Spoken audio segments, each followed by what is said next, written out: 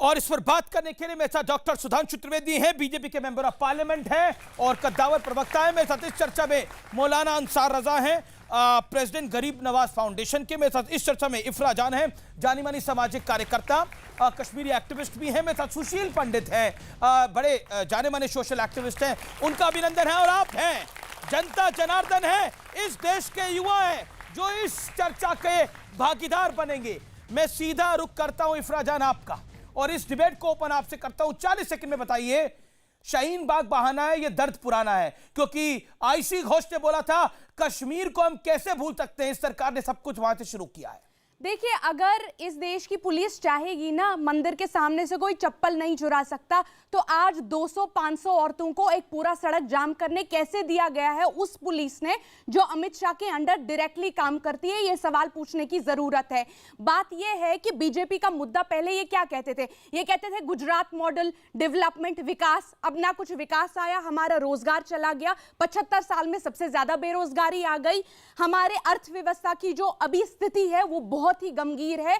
जो हमारे बीजेपी के अपने सुब्रमण्यम स्वामी जी जो है वो कहते हैं हमारे देश का जीडीपी अभी 1.5% पे चल रहा है। तो अब ये लोग क्या कर रहे हैं? ये लोग अब आपका सारा ध्यान भटका रहे हैं। देखिए जी, 500 महिलाएं वहां खड़ी हैं, तो हटवा दीजिए, हटवा 40 सेकंड दे दीजिए। शाहीन बाग आपको समय दिया, शाहीन बाग हटवाइए, और मेरे शाहीन बाग हटवाइए। आप पुलिस कमाल की बात कर रही हैं आप। अच्छा एक सेकंड बताइए, ये आईसी घोष को बीजेपी लेकर आई जी, ये शरजुल को बीजेपी लेके आई जो आसाम को भारत से अलग करना चाहता है। ये कहा जाता है कि वही सुप्रीम कोर्ट जो कहता है मस्जिद हटाना गलत था, वही सुप्रीम कोर्ट। आपको 40 सेकंड मौका दिया, शांत बैठिए, सवाल सुनिए पूरा।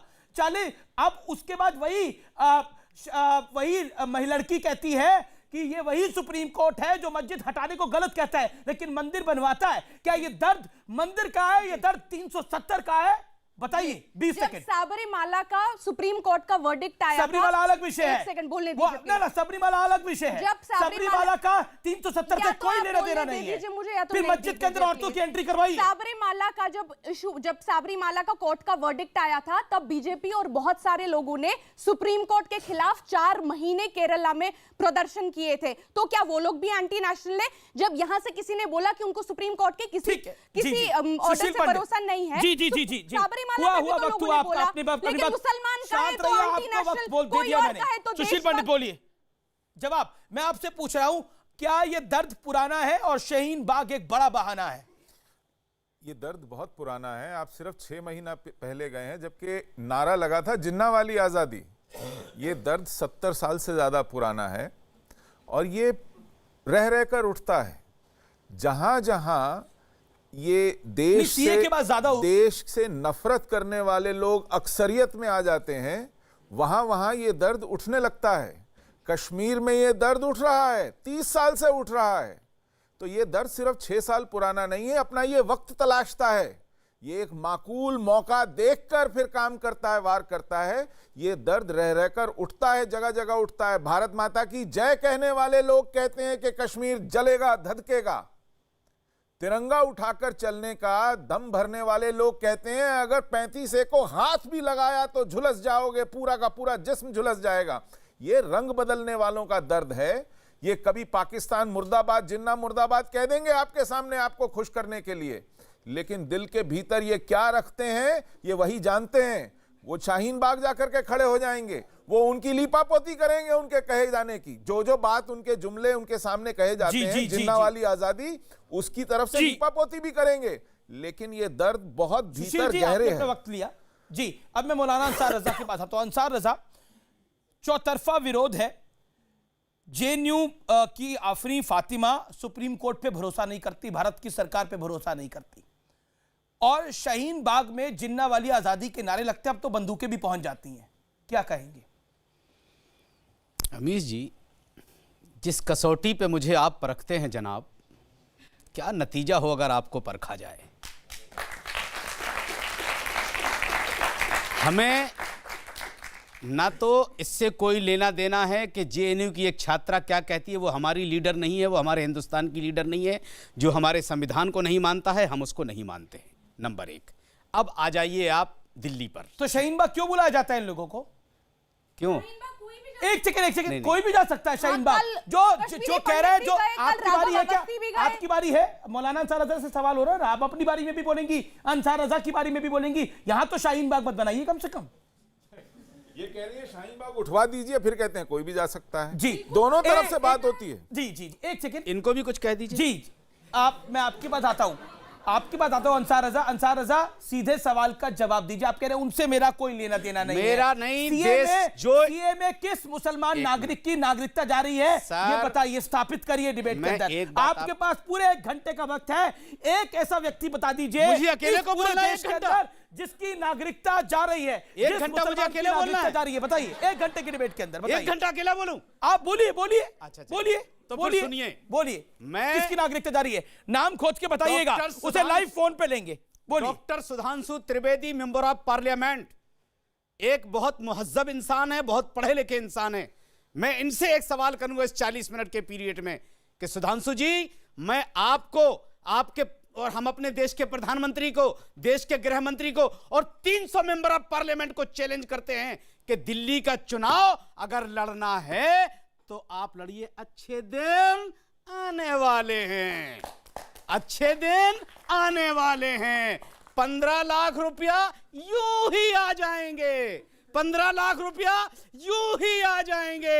2 करोड़ नौकरियां यूं मिल जाएंगी, यूं मिल जाएंगी। ये 3 नारे मैं देता हूं बीजेपी को। कोई बहस नहीं एनसीआर पर, कोई बहस नहीं सीए पर। एनसीआर नहीं सर, सीए पर, एनआरसी। अरे यही कंफ्यूजन है, यही कंफ्यूजन है जो बोल जाते हो। एनसीआर, एनसीआर नहीं, हम एनआरसी, एनआरसी नहीं कहेंगे। एनसीआर है, एनआरसी। एनसीआर इस देश में रहेगा, एनआरसी फिलहाल नहीं आ रहा। यही कंफ्यूजन है। हमने जानबूझ के एनसीआर बोला है, मैं फिर कह रहा हूं, मैं जानबूझ के एनसीआर बोलूंगा। एनआरसी की जरूरत नहीं है, जानबूझ के एनआरसी की जरूरत नहीं है। कौन बोलेगा?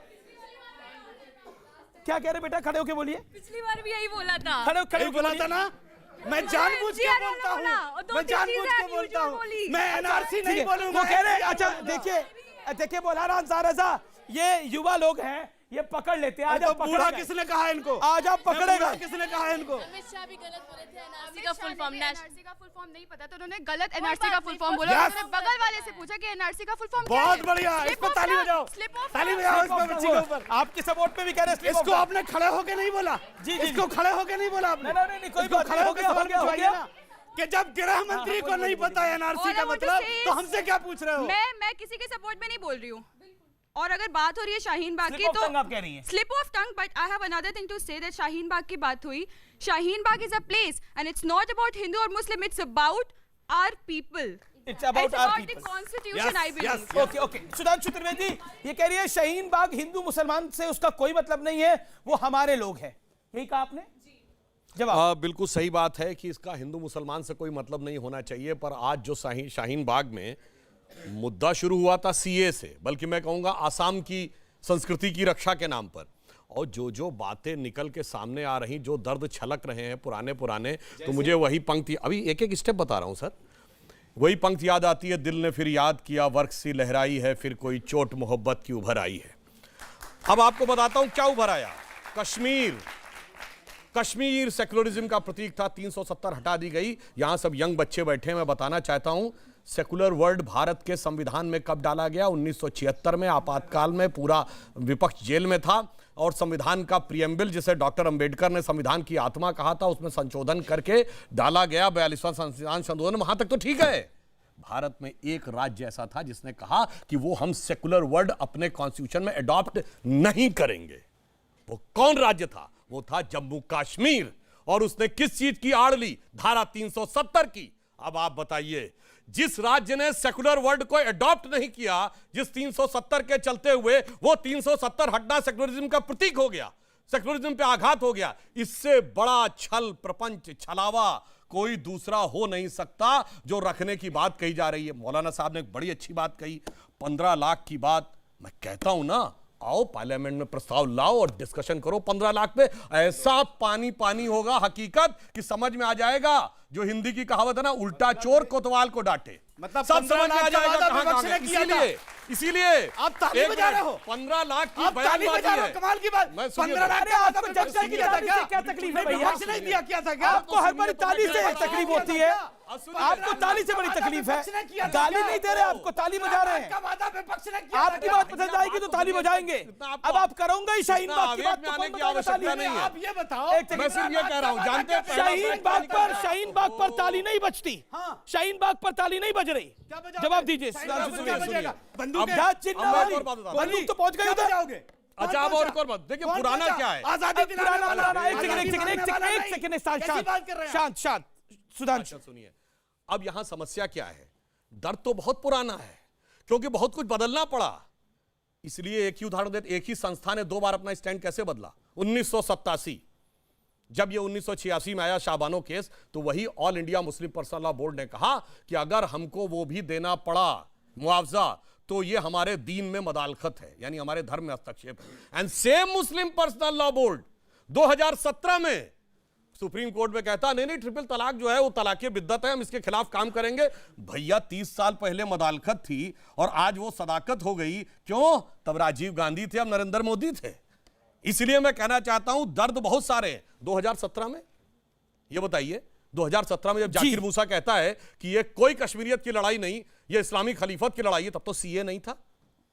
वो क्यों बोला जा रहा था? जी जी। और इतना ही नहीं है, मतलब और भी मैं पीछे जा सकता हूं, मगर उस पर मैं बहुत डिटेल में नहीं जाना चाहता। मैं बाद में इसके विषय को पाना चाहता हूं। और बताइए, 2012 याद करिए, मुंबई का आजाद मैदान, ये देखिए, अमर जवान ज्योति क्यों तोड़ गई थी? तब तो बीजेपी भी नहीं थी, मोदी जी नहीं थे, अमित शाह नहीं थे, सीए नहीं थे, सोर्सेस के हवाले से तो खबर है वही थी। जो एएनआई में भी छपी है, एएनआई के भी डिजिटल प्लेटफॉर्म पे वो खबर छपी है और कई चैनल्स में भी चल रही है कि शर्जील ने भी अपने कबूलनामे में यही कहा है कि हम इस्लामिक राष्ट्र भारत को बनाना चाहते हैं। ये कहानी इस्लामिक राष्ट्र बनाने की है। ये शर्जील ने बोला, शर्जील ने बोला। जवाब, जेडीयू से चुनाव लड़ रहा हो वो इस्लामी राज्य लाएगा। नहीं तो बोला ना शर्जील ने, करते हो जो आदमी बोल रहा है शाम को काट दूंगा। जवाब दे देता हूं। जी जी जी। इन्होंने सही बात कही है क्या मौलाना बात साहब करते ने। हो? उसका बाप जेडीयू से चुनाव लड़ चुका है, जो बीजेपी की समर्थक पार्टी है। बता क्या रहे बात हैं करते हैं आप? जहानाबाद से चुनाव लड़ चुका है। अरे वो। सुनिए सुनिए, क्या करें? अरे वो मान रहा देश हूं, विरोधी आपकी काम बात करेगा तो accept सर में कर रहा हूं, जवाब दे बिठाए। रहा हूं। शर्जील इन्होंने पर बात कही। इस देश का युवा शेम शेम कहता है। हम भी कहते हैं, शेम शेम हम शर्जील। कहते हैं उसको सूली पे चढ़ा आप दो। सूली पे चढ़ा दो और उसकी बात की वकालत करते हैं। अभी सुनिए। बनाकर कब किया? अरे देखिए, हमने कब शर्जील किया यार? के सुनिए सुनिए, जबरदस्ती एक सेकंड, शांत शांत अरे बैठिए, भाई शांत इनकी बैठिए। बात का मैं आप जवाब अभी देता आएंगे। हूं, शांति से जवाब देता जबरदस्ती हूं। इन्होंने बिल्कुल अच्छा आरोप लगाया, मैं जवाब देता हूं। जवाब। हाँ, ये सच है कि शर्जील के पिताजी जेडीयू के टिकट पर 2005 में चुनाव लड़े थे, जो बीजेपी की समर्थक अरे थी। भाई मैं बोल रहा हूँ, बता अरे बात दीजिए ना, सुनिए मतलब हमारे क्या? साथ में, भूल पूरी ना बात जाएं बोल रहा आप, हूँ। भूल ना अरे जाएं बात जीवन। तो पूरी होने दीजिए सर। जनाब। अरे बाप और बेटे का एक होता क्या? मोहम्मद अली जिन्ना के दादा के बाप हिंदू थे, तो मोहम्मद अली जिन्ना हिंदू हो गए। ये सर आप हामिद समझो। अंसारी और ये सर मुख्तार अंसारी रिलेटिव है। ये सर मुख्तार आप- अंसारी ये- एक बाहुबली, ये तो हामिद कोई अंसारी बात देश नहीं को हुई ना। राष्ट्रपति थे। और सुनिए, ये देखो, अब कड़वा, डिस्टर्ब मत कड़वा, करिए, थू। डिस्टर्ब मत शांत करिए, बैठिए, अभी आपका डिस्टर्ब मत मौका करिए। दूंगा। मैं बाप शांत और बेटे- बैठिए। अब ये बताइए, इरफा ये गली मोहल्ले की डिबेट नहीं है, ये मेरा शो है, मेरे हिसाब से चलता है। शांत बैठिए अभी आप। कड़वा, कड़वा, और एक सेकंड, ये आप शांत बैठिए। जवाब बोलिए दीजिए। सुधांशु आप बोलिए। अंसार रजा आप। महात्मा गांधी का बेटा मुस्लिम हो गया था, तो क्या महात्मा गांधी दोषी है क्या? उमर खालिद के बाप को अरे ये बताइए ना। और दूसरी बात, सोमनाथ चटर्जी के पिताजी हिंदू महासभा में थे और सोमनाथ चटर्जी लेफ्ट पार्टी के थे, जो अपने को नास्तिक कहता है। अब हम ऐसे गए, सोनिया जी के पिताजी फासिस्ट पार्टी में थे। अब मैं एक और बात कहूं, राजीव गांधी के पिताजी क्या थे भाई? और उसके बाद वो जनेऊधारी ब्राह्मण, और वो भी जनेऊ ऐसा ये कुर्ते के ऊपर से।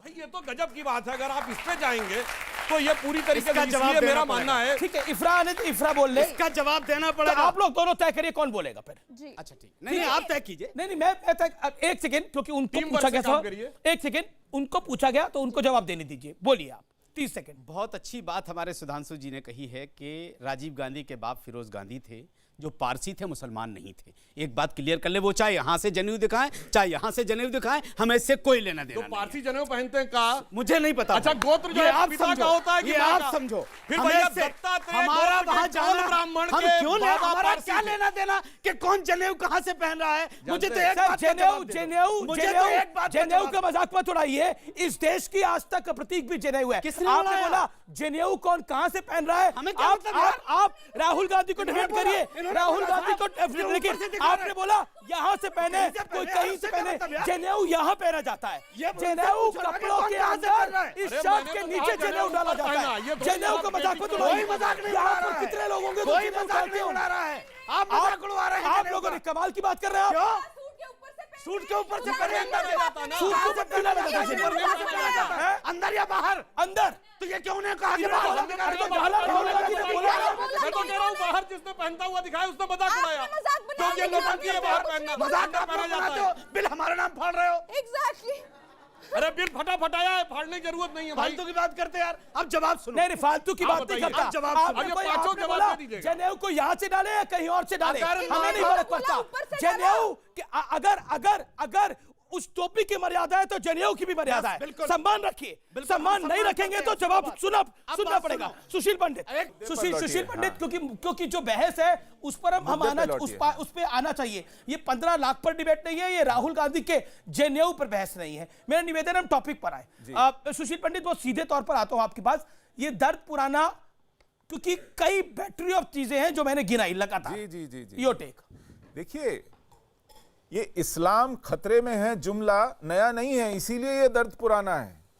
देश भर के मुसलमानों को गोलबंद करके ये कहना कि आप सबकी नागरिकता जाने वाली है, आप सबको लाइन लगा के बॉर्डर के पार पहुंचाया जाएगा, ये साजिश है एक बलवा पैदा करने की पूरे देश में, मुसलमानों को यह धमकाकर, यह डराकर के आपकी नागरिकता खतरे में है, जबकि सीएए कानून में मुसलमानों की, देश के मुसलमानों की नागरिकता पर कोई सवाल ही नहीं है। लेकिन शाहीन बाग में मुसलमान टोला बैठा है, उनको बुला कर बैठाया गया है, उनका मजाक मत उड़ाइए, वहाँ हिंदू बुला भाई भी कर हैं। बैठाया गया और है हम देश के कि हिंदुओं आप के देश के शुक्रगुजार हैं मुसलमानों कि के वो खिलाफ हमारे ये साथ कानून खड़े है। हैं। मौलाना से शांत बैठे थे, आपके बीच में नहीं बोले। देश इरफा जान के बोलने की जरूरत मुसलमानों नहीं। के खिलाफ कानून है, ऐसा बताया गया है उनको। और ऐसा बताने वाले हिंदू हैं, कपिल सिब्बल जैसे हिंदू हैं, अभिषेक मनु सिंघवी जैसे हिंदू हैं, ऐसे बहुत से हिंदू हैं जो वोटों के लिए मुसलमानों को इकट्ठा करते हैं इस देश को बांटने के लिए। और अंग्रेज तो साथ में था ही आपके। मौलाना शांत। इफ्रा, एक मुसलमान होने के नाते कहती हूँ, आज इस्लाम खतरे में या मुसलमान खतरे में नहीं है, आज हमारे देश का रोजगार खतरे में है, और इस बात पे ये एक भी जवाब देने को तैयार नहीं है। आप दूसरी बात कह रहे हैं, आप चलिए शाहीन बाग, वहां पे सिख भाई बहनों ने लंगर लगाया है। आपने जो विजुअल्स दिखाए उसमें काफी हिंदू जो डांस कर रहे थे और बोल रहे थे उसमें हिंदू थे। सिख भाई बहनों ने वहां लंगर लगाया हुआ है। इनको तकलीफ ये है कि आरएसएस ने 50 साल तक अपने नागपुर के हेडक्वार्टर्स में तिरंगा नहीं लहराया, क्योंकि इनको तिरंगे से तकलीफ है।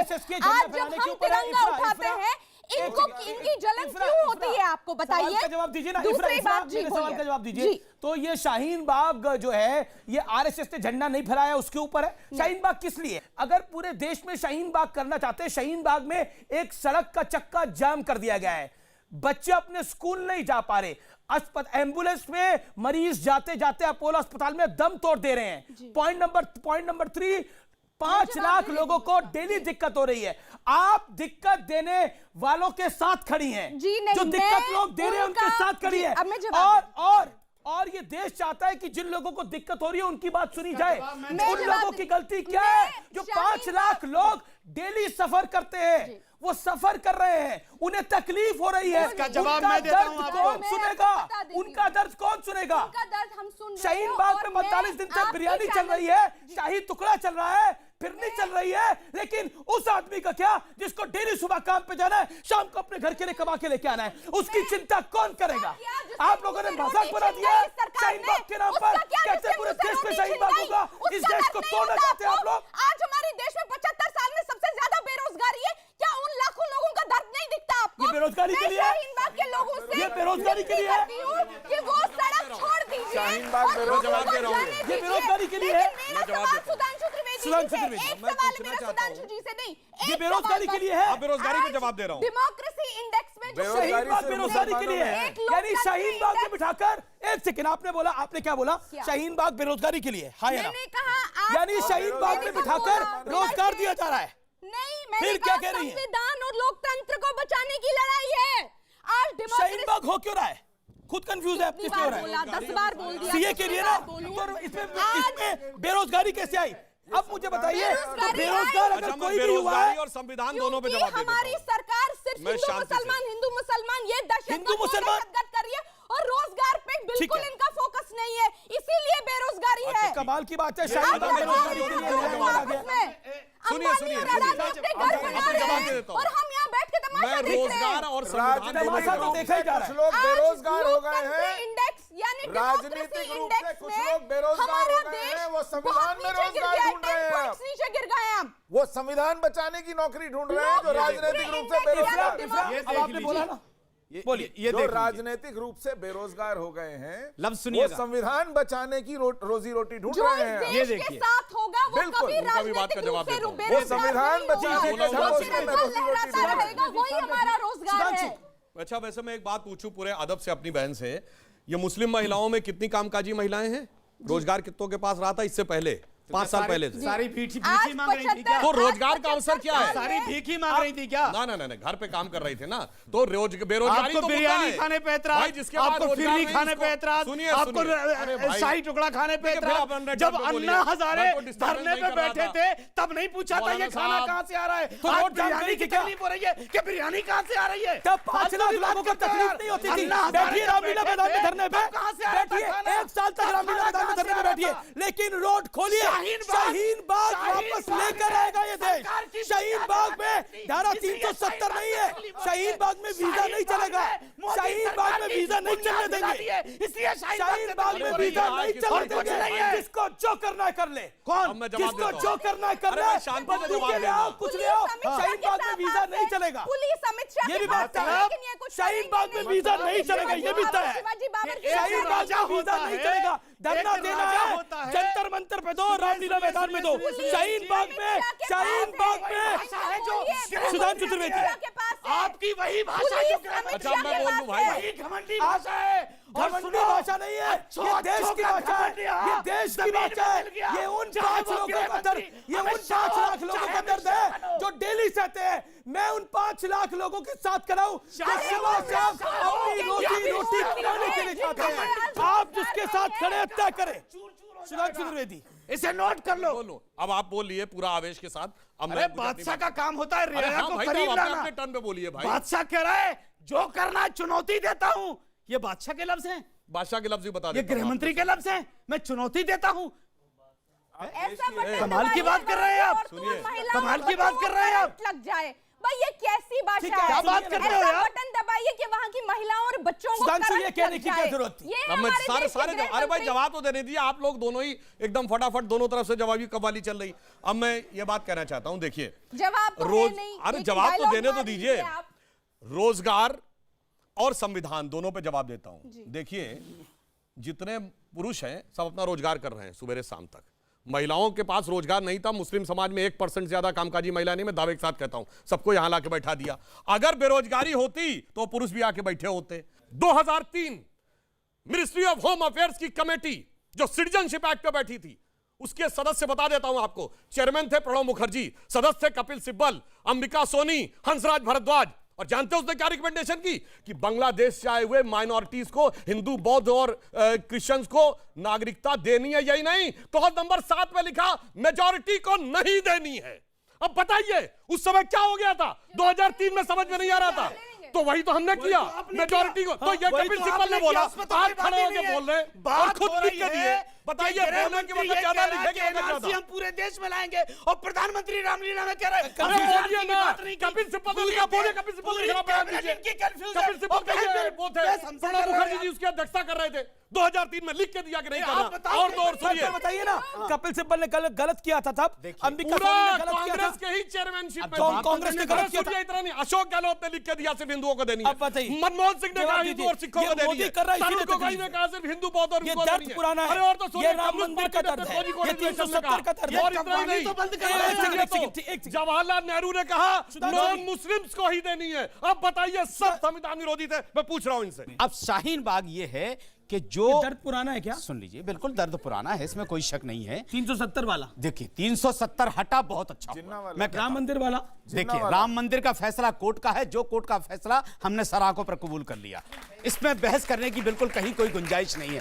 हमारे कहने का मतलब ये है, तीन तलाक पर देखिए, हमने अगर 3 तलाक पर निकलना होता अमीश जी, आप यहाँ डिबेट नहीं कर रहे होते, तो क्या होता? आप रोड पे डिबेट करते, आप रोड पे डिबेट करते, रोड पे डिबेट करते। अब सुनिए, जी। हमने पुरानी बात कोई नहीं, सिर्फ कंफ्यूजन इस बात पर है कि जब देश का गृह मंत्री कहता है कि पहले हम सीए लाएंगे फिर एनआरसी लाएंगे, दर्द ये, एक मिनट सर देखिए, मैं सुन लीजिए, अब एनआरसी जब आएगा तो जिस गृह मंत्री बने होते हैं प्रधानमंत्री बड़े होते हैं। नहीं सर जगह बड़ी होती है, बताइए ना, जगह बड़ी होती है, एक मिनट, जगह बड़ी होती है, पार्लियामेंट में बोला है अमित शाह ने और रामलीला मैदान में बोला है प्रधानमंत्री ने, तो किसकी बात माने? रामलीला मैदान की माने या पार्लियामेंट की? आपको क्यों लगता है कि राम मंदिर और 370 का ये दर्द है? क्यों लगता है? नहीं, दिक्कत ये है, इनके लगने से थोड़ी ये गला फाड़ फाड़ कर चिल्ला लें, सत्य यही है। ठीक है, सीएए हमारे दिल में घुसे हैं, सीएए आया, ये हमारे दिल में घुसे हैं। ये देखिए, इनका भोंपू नहीं बंद होगा। कैसे भौंकना बंद होगा? सीएए आया, आप जबरदस्ती भौंके जा रहे हैं। मैंने भौंका नहीं बोला, उन्होंने कहा भोंपू भोंपू भोंपू बोला, कान भी बंद रखे अरे आप। तो जो जैसा होता है वैसा ही बोलता है ना। क्या बोला? तो आप तो अभी अपने ऊपर लागू कर रहे हैं। कितनी गलत अल्फाज का आपने इस्तेमाल किया। हमेशा जो गलत ही जैसा बोलते हैं, होता तो है वो बुलाते वैसा क्यों? बोलता है। पहले सुनते ठीक नहीं है, फिर बोलते गलत है, क्या कीजिए? बहरे हैं हम, तो हमें कुछ नहीं सुनाई देता। आपने बोला ये खुद को, हमने नहीं बोला। मोदी विरोध के अलावा तो दिक्कत ये है, देखिए सीएए आया है, वो उन मजलूम हिंदू, बौद्ध, क्रिश्चियन, सिख, ईसाइयों और पारसियों के लिए आया है जिनकी Islamic Republic of Pakistan, Islamic Republic of Bangladesh, Islamic Republic of Afghanistan में जीना मुश्किल हो गया है, और जो यहां 31 दिसंबर 2014 से आए हुए बैठे हैं। अब आई एनआरसी की बात, ये देश तय करेगा ना कि इस देश में कौन नागरिक हैं। ये इसका अधिकार है, ये हम सबका अधिकार है। जो नौकरी नौकरी चिल्लाते हैं, ये देश नौकरियां देगा तो इस देश के नागरिकों को देगा, और वो तय करेगा कि इस देश के नागरिक कौन है। और इसमें दिक्कत क्या है आपको? कि नौकरियां नहीं मिल रही हैं। लेकिन मैं आपकी बात आता हूं अंसार रजा, आप कह रहे थे डिबेट के शुरू में, मैंने आपसे एक बोला था कि आप बताइए किस मुसलमान की नागरिकता चली गई है। कोई मिला आपको 20-25 मिनट में डिबेट के? कोई मिला? अभी लागू कर दिया सरकार ने? नहीं, सीए तो लागू है ना, सीए तो लागू है, सीए का ही तो विरोध हो रहा है ना। किस मुसलमान की नागरिकता गई है सीए के बाद? बताइए बताइए बताइए बताइए बताइए, किसकी गई है? 30 सेकंड का मौका देंगे? हाँ, आपको 40 तो सेकंड बोलने ही नहीं दे हाँ, रहे हैं। बोलिए। देखिए, मसला सीए से कुछ नहीं जाने वाला है। सीए से जब एनआरसी को आप जोड़ते हैं, एनआरसी आया है क्या? एनआरसी आ गया है? गृह मंत्री ने क्यों बोला? एनआरसी आया? गृह मंत्री ने क्यों बोला? आया कि नहीं? बोला क्यों? इस देश का हक है एनआरसी आएगा। अब वो कह रहे हैं आएगा, एनआरसी आना चाहिए। ये गृह मंत्री है क्या? ये गृह मंत्री है क्या? प्रधानमंत्री से बड़े हैं हम ये। मांगते हैं, प्रधानमंत्री इस देश का कह रहा नागरिक है मांगता कि है, एनआरसी पर कोई इस देश बात का नहीं हुई, एक एक और ये नागरिक मांगता है एनआरसी आएगा। एनआरसी आएगा, आएगा, जरूर अब आएगा। किसकी मानी जाए? प्रधानमंत्री बड़ा कि सुशील पंडित? प्रधानमंत्री बड़ा किसने आपको बोल दिया? सबसे बड़े मौलाना बड़े हैं भाई, जो सब सुन लो, लोगों को भड़काए पड़े ये हैं। क्या कह रहे हैं? एनआरसी आएगा, बिल्कुल आएगा, प्रधानमंत्री आना कह रहे हैं, चाहिए। इस पे चर्चा ही नहीं हुई। अब भाई, कौन चर्चा बड़ा? हो गया। ये आप प्रधानमंत्री कैबिनेट में है क्या? ये कैबिनेट में है क्या? होके आएगा। ऐसी मौलाना डिबेट साहब ने जवाब दे दिया। ऐसी डिबेट मत मौलाना करो। साहब ने जवाब दे दिया। मौलाना साहब ने जवाब दे दिया।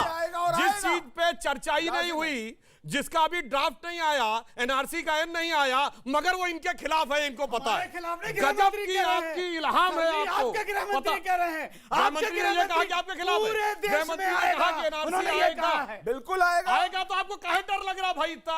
ये हमारी समझ से बाहर है कि अगर किसी से कहा जाएगा कि कोई नहीं है, यही तो कमाल कैसा है। मजेदार डर है। यही तो कमाल है कि डरते नहीं क्या है। तरीका है और यार? एक बात बता दूं, इस ढंग से बहस ये करने आपकी का। जनता जनार्दन बैठी है।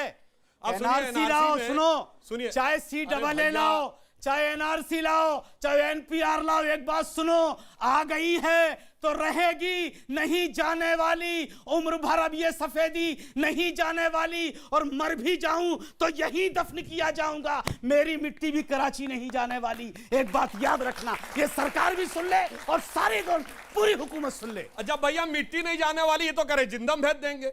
अजीब बात करते हैं यार। भाई मैं सिंपल सी एक बात कह रहा हूं, एनआरसी की जहां तक ये बात कह रहे हैं, कितना विचित्र तर्क दिया जा रहा है कि एनआरसी में जो मुस्लिम छूट जाएंगे तो उनको तो पाकिस्तानी मान लिया जाएगा। ठीक, और जो हिंदू छूट जाएंगे वो इस आधार पे पा जाएंगे कि वो पाकिस्तान से आए शरणार्थी हैं, मतलब हिंदू मुस्लिम दोनों पाकिस्तानी बना दिया। ठीक है, अब मतलब एक पाकिस्तानी बन के छूट जाएगा, एक पाकिस्तानी बन के पा शाहीन, आप शाहीन जाएगा। बाग, गजब का एक तर्क सेकंड, है। एक सेकंड, जबकि आप अभी तक ऑडियंस, प्रधानमंत्री ने कहा एक जी आप सर कुछ काफी देर से आपके पास भी आऊंगा।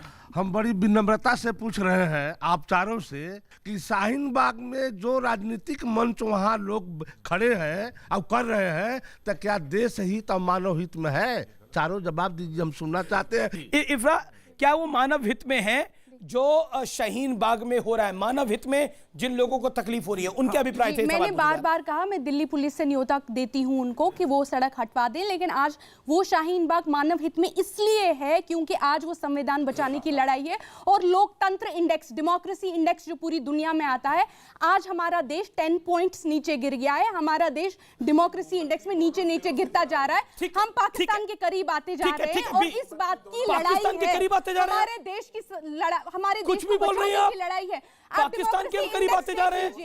डेमोक्रेसी इंडेक्स देख लीजिए, हम किन कंट्रीज के पास आ रहे हैं। सुशील पंडित, ये मोमबत्ती दोनों सिरों से जला रही हैं। एक तरफ कहती हैं कि दिल्ली पुलिस से ये रिक्वेस्ट है कि उसे हटाइए, दूसरी तरफ कहती हैं कि नहीं साहब, ये देश के संविधान को बचाने की मुहिम है, तो फिर दिल्ली पुलिस से उन लोगों को हटवा रही हैं। शांत रहिए ना आप। उनको कहीं ये और शिफ्ट confused जैसा है। ऑर्गेनाइज आपने शाहीन बाग का रखा है, इस डिबेट को भी रहने दीजिए ना। ये कंफ्यूज्ड है। जितना ऑर्गेनाइज आपने शाहीन बाग को रख रखा है उतना ऑर्गेनाइज इधर भी रहने दीजिए सिस्टम। लोगों से कोई तकलीफ नहीं है, उनकी लड़ाई मेरी लड़ाई है, हम सब। सुशील बोलिए, आप बोलिए सर, उनको भी बोलने का मौका मिलेगा ना। तो इनको थोड़ा समझ, दिमाग का बैलेंस, संतुलन ले आए, ये बात में जरा दम रखें, कुछ तथ्य रखें, कुछ तर्क रखें। दिक्कत ये है, इनको ये दिक्कत है, उनको वो दिक्कत है, बचपन से इफ्रा बिल्कुल हमारी पूरी कम्युनिटी को टेररिस्ट बना दिया। बिल्कुल नहीं बनाया, किसी को बनाने की जरूरत नहीं है। इफ्रा किसी किसी को नहीं बोला नहीं बना टेररिस्ट। सकता। टेररिस्ट का शब्द नहीं आया डिबेट के अंदर। इसकी तकरीर तो मौलाना अंसार रजा करेंगे। टेररिस्ट का शब्द आया, किसी ने किसी कम्युनिटी को टेररिस्ट बोला नहीं, इसकी बात जानी चाहिए। आप पढ़े लिखे आदमी हैं, किसी ने बोला टेररिस्ट किसी कम्युनिटी को, बोलिए आप डिबेट के अंदर। अगर नहीं बोला तो भाई की सत्य बात बोलिए। का जवाब ना ना ना ना, देखिए ये जवाब देना पड़ेगा। ना ना ना ना, आदत है किसी ने बोला डिबेट, आप सब लोग साक्षी इस डिबेट में, इस बैठ पे किसी व्यक्ति ने किसी को कम्युनिटी को टेररिस्ट बोला क्या? हाँ या ना बोलिए। आपने झूठ क्यों बोला? आपने झूठ क्यों बोला बड़ी बहस के अंदर कि मेरी कम्युनिटी को टेररिस्ट बना दिया? Don't play this card in my debate at least. Don't play it, don't play it. गलत बोला आपने, गलत बोला। व्यूअर्स इसको सुनेंगे। एक सेकंड, गलत बोला आपने, गलत बोला आपने कि मेरी कम्युनिटी को टेररिस्ट बना दिया। आप तो पहले से दिखा रहे हैं कि हमारी कोई कंस्पिरेसी है। क्या बोल रहे हैं आप? संविधान को बचाने की लड़ाई, इस्लाम को खतरे बचाने की में लड़ाई। है, ये आवाहन है। मैंने ये बोला, ये कान दोनों तरफ कान खोल करके सुन लें। मैंने ये कहा कि इस्लाम खतरे में है, मुसलमानों की शहरियत खतरे में है। इस तरह का ढोल बजा बजा कर इन्होंने मुसलमानों का टोला इकट्ठा किया है और जगह जगह इकट्ठा करना चाहते हैं ताकि लोगों में बलवा पैदा किया जा सके, इस देश की जो शांति है, व्यवस्था है, उसको भंग किया जा सके, इस देश में हिंसा का वातावरण पैदा हो, घृणा का वातावरण पैदा हो। ये काम पिछले 70-80 साल से चलता आ रहा है। दंगे भड़काए गए हैं, देश के टुकड़े कराए गए हैं, ये कर करके। यही बात है। जब मैंने यही चीज बोली, आप तो देखिए गुस्सा देखिए, हुए। एक सेकंड, ये एक क्या सेकंड, बोला इन्होंने? लेकिन इस बहस के अपने अंदर दिल का चोर आपका बाहर आता है। एक सेकंड, मैं एक बात कहना चाहता हूं, इस दुनिया में 56 मुस्लिम कंट्री, आपसे पूछता हूं 10 मुस्लिम कंट्री बताइए जिसमें शरीयत लागू नहीं है, और 4 मुस्लिम कंट्री बताइए जिसमें डेमोक्रेसी है। जवाब दीजिए, जिस भी मुस्लिम जवाब दीजिए ना। सेक्युलर कानून डेमोक्रेसी किसमें है? स्थायी डेमोक्रेसी बताइए। और 10 मुस्लिम कंट्री बताइए जिसमें शरिया ना हो। बोलिए 1 2 3 4 सेक्युलर और सुनिए, जेएनयू वाले लेफ्टिस्ट, एक लेफ्टिस्ट कंट्री बताइए जिसमें डेमोक्रेसी हो। जवाब दीजिए, अब जवाब दीजिए, जवाब दीजिए, अब बोलिए। नाम गिराइए भाई। ये बोलने नहीं देंगे। आप बोलिए, जो भी ऐसी कंट्री है, जैसे टर्की हो गया, मलेशिया हो गया, जो भी ऐसी कंट्री है जिसमें सेक्युलर लॉ लागू ना हो, वो हमारे देश पे एक ब्लॉट है, हमारे पूरे वर्ल्ड पे एक ब्लॉट है। हर मुल्क में, चाहे पाकिस्तान हो, सऊदी अरब हो, ब्लॉट भी बताता हूं, बोल रही हूँ, मैं ब्लॉट भी बताता हूं। सेक्युलर लॉ लागू होना चाहिए और हर नागरिक एक समान होना चाहिए। अमीश तो बिल्कुल इसी को बचाने की तो लड़ाई है। अमीश, अब ब्लॉट भी बताता हूं, 1 मिनट। अब शांत बैठिए। इसी को बचाने की लड़ाई है। बोला क्या तरीका भाई। अफजल गुरु के नमाज जनाजा में बहुत गए सेकुलरिज्म के सूरमा। याकूब मेनन के नमाज जनाजा में गए, एपीजे अब्दुल कलाम के नमाज जनाजा में कौन गया? मैं पूछता हूं। उस्ताद बिस्मिल्लाह खां के नमाज जनाजा में कौन गया? ब्रिगेडियर मोहम्मद उस्मान के घर पे कौन गया? अशफाकुल्लाह खां के घर पे कौन गया?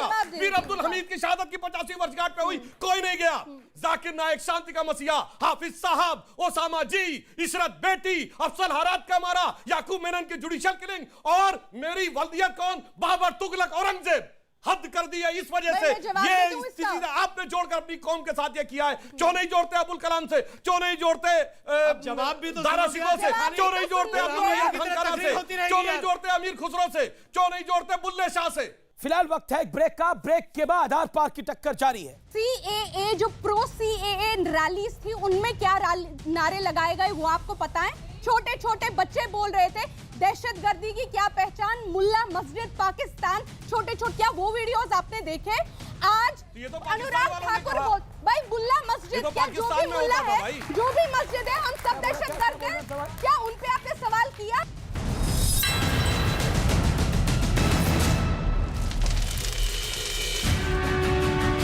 किसका होगा दिल्ली दरबार?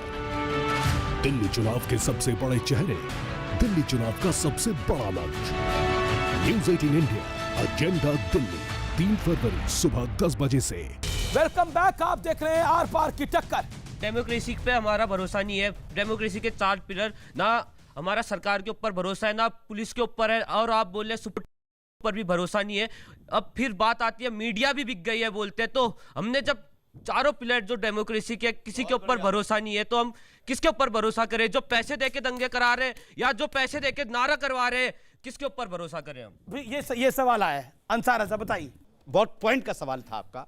शाहीन बाग में जो लोग बैठे हैं, हर इंसान को संविधान के हिसाब से एहतजाज करने का, धरना करने का हक है, लेकिन किसी को तकलीफ देकर के अगर धरना किया जाए, हम उसके पक्ष में नहीं हैं। पहली बात तो इस बात को अच्छी तरीके से समझ लीजिए। तकलीफ मिल रही है ना लोगों को।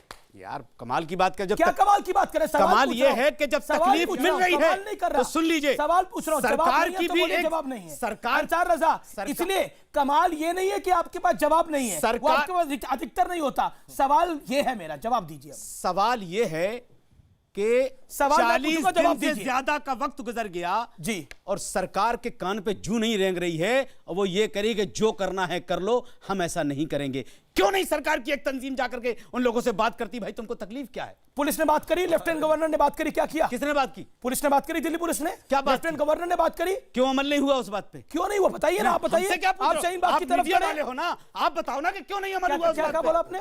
क्या बोला? क्या बोला? आप मीडिया वाले हो ना, हाँ। तो आप पूछो ना। तो मैंने तो पूछा आपसे, आप शाहीन बाग के नुमाइंदे हो। आप शाहीन बाग के नुमाइंदे हो कि तुम्हारा दर्द क्या है? कोई दर्द बांटने वाला नहीं है। इसको सियासी मंच में सुशील पंडित सरकार को आना चाहिए, सरकार को आना चाहिए, तब रास्ता खुलेगा। सरकार को आना चाहिए। लेफ्टिनेंट गवर्नर सरकार नहीं है, दिल्ली पुलिस सरकार नहीं है। नहीं, ये सरकार संसद में 2 दिन लगातार बहस चलाकर पूरे देश को बता चुकी कि सीएए क्या है, कानून कैसे आएंगे, किस वजह से आएंगे। घूम घूम कर देश भर में कई बार ये बात देश के बड़े बड़े मंत्रियों, प्रधानमंत्री स्वयं ने कही है। दिक्कत ये है कि वहां जाकर के बोलने वाले लोग खुद कहते हैं कि अभी ये नारे मत लगाओ, जब हम अक्सरियत में आ जाएंगे, हमारे मतलब की दुनिया बन जाएगी, फिर ये नारे लगाएंगे। अभी तो आप सेक्युलरिज्म जिंदाबाद करो, ये वीडियो आया सामने। अभी तो आप ऐसा बोलो और वैसा बोलो, इस तरह की मुनाफकत चल रही है। जी बोलिए। क्या सर, मेरा सवाल ये है सर, मैं पहले तो ये कहना चाहूँगा कि जो आर्ग्यूमेंट है कि जो रास्ता ब्लॉक हो रहा है शाहीन बाग में, इट्स नॉट वेरी रेलिवेंट। सबसे पहले तो आप ये देखिए सर, मेरी कॉन्स्टिट्यूएंसी में, रोहताश नगर कॉन्स्टिट्यूएंसी में, हमारे ऑनरेबल होम मिनिस्टर बैठे हैं रास्ता ब्लॉक करके। रास्ता हॉस्पिटल का वो भी है, जीटीबी हॉस्पिटल का रास्ता वो भी है। लेकिन आप बताइए, क्या संविधान देश के हित में, या फिर एक जितेंद्र महाजन हमारे वहाँ से बीजेपी उम्मीदवार है, उनका कैंपेन ज्यादा देश हित में है? बहुत बढ़िया। ठीक है। ठीक है, आपने कैंपेन पर चुनाव के समय, ओवरऑल चुनाव कैंपेनिंग पे प्रचार सवाल के उठाया। लिए जी, रैली जी। करना संविधान सम्मत आवश्यकता है और इसकी परमिशन ली जाती है। हाँ, बीच रोड पे रैलियां होती हैं, परमिशन लेके होती हैं, बगैर परमिशन बिल्कुल, धरने एक पे क्या बात कर रहे हैं? बिल्कुल सही कहा। बीच रोड पे रैली करना गलत है और 1-2 घंटे के लिए ब्लॉक करना और 40 दिन ब्लॉक करना, बहुत भारी अंतर है। बीच रोड पे रैली करना गलत है। हाँ या बीच ना? रोड पे धरना देना भी गलत है, बीच रोड पे रैली बीच करना रोड पे भी गलत नमाज करना सही है? है। बिल्कुल नहीं। तो बस ये भी कह बिल्कुल दीजिए नहीं। आगे से प्रस्ताव पारित बिल्कुल करिए। नहीं। तो अब तो शाहीन बाग में तो बीच रोड पे ही सब कुछ हो रहा है। बीच रोड में 46 दिनों से हो रहा है, किसी की काम में जू नहीं रेंग रही। बीच रोड पे जी, जी, जी, बच्चे का सवाल, जवाब सवाल, तो सवाल। दिलवाइए। अरे भाई, सभाएं तो बीच रोड पे ही होती है। सवाल। मैम, मेरा क्वेश्चन आपसे है। आपने बोला एक सेकंड, आप सवाल पूछिए। अब अंसार रजा से सवाल नहीं पूछने आप लोग उनका अधिकार है, वो किससे पूछेंगे यार? बिल्कुल अधिकार तो आप ही का है। बोलिए। आपने बोला कि लोकतंत्र की रक्षा करने के लिए वहाँ पे लोग बैठे हुए हैं। तो एक बात बताइए, वहाँ पे सारी महिलाएं बैठी हैं, सारे बच्चे बैठे हैं, बच्चे वहाँ के ऐसे नारे लगा रहे हैं कि मोदी तो हिटलर की मौत मरेगा। ह्यूमन राइट कहाँ है यहाँ पे? यहाँ और पे जिस लड़की को हिजाब, वो शोएब जवाई ने हमारी डिबेट में बोला, जिस लड़की को हिजाब पहनाया गया वो हिंदू लड़की थी, उन्होंने बोला अब हिंदू लड़की को हिजाब पहनाना तो सेकुलर हो गया। इसका जवाब हो गया ना सेकुलर। उस लड़की ने हिजाब पहन लिया, उस छोटी सी बच्ची को, 6 साल की बच्ची को हिजाब पहना के सेकुलरिज्म के चैंपियन हो गया शाहीन बाग। जवाब दीजिए इस बात का। अमीश जी, जी एक सेकंड, उनसे सवाल पूछा। 20 सेकंड, बिल्कुल बोलिएगा। सीएए जो प्रो सीएए रैलीज थी, उनमें क्या नारे लगाए गए वो आपको पता है? छोटे छोटे बच्चे बोल रहे थे दहशतगर्दी की क्या पहचान, मुल्ला मस्जिद पाकिस्तान, छोटे छोटे, क्या वो वीडियोस आपने देखे? आज अनुराग ठाकुर बोल, भाई मुल्ला मस्जिद, क्या जो भी मुल्ला है, जो भी मस्जिद है, हम सब दहशतगर्द हैं, क्या उन पे आपने सवाल किया? ठीक है। हमारे देश के प्रधानमंत्री, जिन्होंने खुद को प्रधान सेवक बोला था, उन्होंने अपनी स्पीच में बोला कि हम कपड़ों से पहचानेंगे। बिल्कुल। जैसे मुझे बोले नहीं दीजिएगा, जैसे बोला गया कि दर्द पुराना है, ये दर्द ला कौन रहा है? आप कपड़ों से पहचानेंगे। नेशनल कैपिटल ऑफ दिल्ली, गोली मारो सालों को। मैं खुद एक हिंदू हूँ और ये मेरी फ्रेंड है। We never talk about this stuff कि तुम हिंदू हो मैं मुस्लिम हूँ। वी और शाहीन बाग की जहां तक बात हो रही है, हम खुद वहां थे 15 तारीख को जब हम लौट रहे थे जामिया के उस प्रोटेस्ट में। जो भी चीजें हुई, मेरी फ्रेंड थी, शी इज अ मुस्लिम, रमशा नौशाद, ये फंसी थी। And that is what we are facing. And actually ये जो है शाहीन बाग, बहाना, दर्द पुराना, मैं ये कहना चाहती हूँ कि जब सुप्रीम कोर्ट ने 2018 में कहा था कि पीसफुल डिसेंट सेफ्टी वॉल्व होती है कोई भी प्रेशर कुकर की, बस ये वही हो रही है। अगर वायलेंट प्रोटेस्ट अगर ना हो, सड़क जाम करके, सड़क जाम गलत है, कहीं और करिए, बहुत सारी जगह है दिल्ली में। बिल्कुल और एक बात कि रामलीला मैदान में करिए, 1000 दिन बैठे रहिए, कौन मना करता है? जी आपने सवाल पूछ लिया। अब अंसार रजा भी कुछ कहना चाहते हैं। आपने जो सवाल किया था, मैं एक बात क्लियर करके बता दूं, और ये हमारे पूरे देश के 130 करोड़ लोग, उन 130 करोड़ लोगों के लिए हम एक जिम्मेदारी के साथ एक बात बोलते हैं कि मोहतरम नरेंद्र मोदी साहब की इज्जत हम लोग बहैसियत प्रधानमंत्री कल भी करते थे, आज भी करते हैं, और जब तक वो प्रधानमंत्री रहेंगे हम उनकी इज्जत करते रहेंगे बहैसियत प्रधानमंत्री। और जो लोग बच्चों से इस तरह के गंदे नारे लगवा रहे हैं, ये बिल्कुल गलत है, इनकी पहचान होनी चाहिए। और उनमें जो जहर घोला जा रहा है, मुझे लग रहा है उनको भी और उनके वालिदैन को भी ऐसी कड़ी से कड़ी सजा मिलनी चाहिए कि दूसरे लोगों को सबक मिले। नहीं, शुरुआत कहां से हुई थी? 2007 सोनिया गांधी जी मौत के सौदागर, कांग्रेस की वेबसाइट पे तू चाय बेच, ये चाय ही बेच पाएगा, और गंदी नाली का कीड़ा, जाने क्या क्या, लहू पुरुष, और वो क्या कहा था, सबके वालिदान के लिए कह रहे हैं ना। सर, अनुराग ठाकुर ने क्या कहा है? अनुराग ठाकुर ने, बोलता हूं, अनुराग ठाकुर ने यह कहा, देश के गद्दारों को अब जनता ये भी कह सकती थी धक्के मारो, जूते मारो, अब उसने गोली मारो कह दिया, तो इसमें अनुराग ठाकुर की क्या गलती है? हाँ, तो मैं बिल्कुल कहता हूं, गद्दारों के साथ क्या होना चाहिए बताइए? देश के गद्दारों के साथ क्या होना चाहिए? और जो सुप्रीम कोर्ट से सजाया एक मिनट सर, बहुत गद्दारों के साथ क्या होना चाहिए? बहुत सीधा जवाब है, अगर वो गद्दार है तो उसके साथ कोई रियायत नहीं होनी चाहिए। तो कातिल जिंदा है क्या था? जबकि अफजल को जब फांसी मिली तो बीजेपी की सरकार नहीं थी, ना मोदी थे, ना अमित शाह थे, क्यों नहीं उस समय बोला गया? उस समय याकूब मेनन की जुडिशियल किलिंग क्या थी? फिलहाल इतना ही, लेकिन शाहीन बाग बहाना है, ये दर्द पुराना है। दिल्ली में सिर्फ एक सड़क जाम नहीं करी गई है, दिल्ली में कई सड़कें जाम कर दी गई हैं शाहीन बाग की फ्रेंचाइजी लेकर, और उस तर्ज पर जो कई सड़कें जाम की गई हैं उसमें डेली लोगों को दिक्कत होती है। मैं सिर्फ इतनी गुजारिश करता हूं कि कम से कम उस व्यक्ति के बारे में हम सोचें, उस मां के बारे में सोचें, उस बाप के बारे में सोचें जो अपने बच्चों के लिए सुबह पैसे कमाने उस रास्ते से गुजरता है। 1 घंटा हो, 2 घंटा हो, 3 घंटा हो, वो चुपचाप 46 दिन से, 47 दिन से, 48 दिन से लगातार जा रहा है। कम से कम हम उतनी तो इंसानियत का दायरा रखें कि जिसमें उसको भी जगह मिल पाए। शाहीन बाग का धरना दीजिए, रामलीला मैदान में दीजिए, सड़क पर रास्ता बंद करके नहीं। और मैं फिर कहता हूं, शाहीन बाग भारत का हिस्सा है, वहां जाने के लिए किसी को वीजा नहीं चाहिए, वहां 370 नहीं है। शाहीन बाग भारतवर्ष का हिस्सा है और इसीलिए जरूरी है ये कहना बार बार कि कम से कम हम तमाम बहानों से शाहीन बाग को इस देश की किस्मत ना बना दें। नमस्कार।